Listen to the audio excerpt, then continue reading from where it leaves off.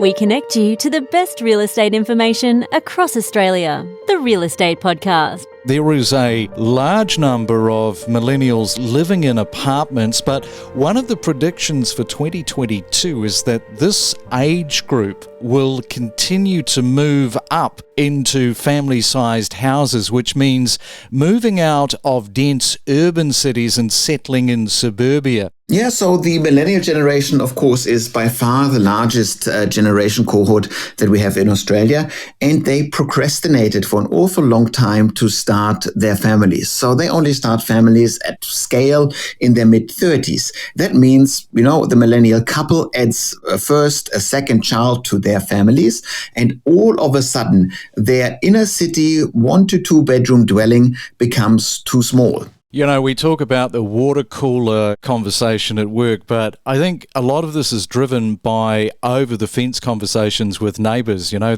getting together, they're having a bit of a chat. One neighbour will say, well, I just bought this apartment in Brisbane. One doesn't want to miss out on the other one outperforming, and I think a lot of it is just being driven in circles around the neighbourhood. 100%. And the safest bet always, whenever we go through a crash in the market or COVID, bricks and mortar has always been the safest bet. I think that average mum and dads are looking at it and saying, hey, what are you buying? Why can't I do this? Or you pulling equity of your house, I'll do the same. What are the good buys out there? So there's a lot that has been driven by that. People talking about their purchases or what their investment plans are. But I think like any federal election, people will get a little bit nervous the closer we get. They usually sit on their hands for a bit. So I am predicting that there might be some buyer opportunity in April, May, maybe. But all in all, I think that we've got still very low interest rates, and we can talk about rising interest rates, but we're still in a very low interest rate environment, and we have a lot of pent-up buyer interest. We have slower building starts and more expensive building projects because of our materials and builder shortage.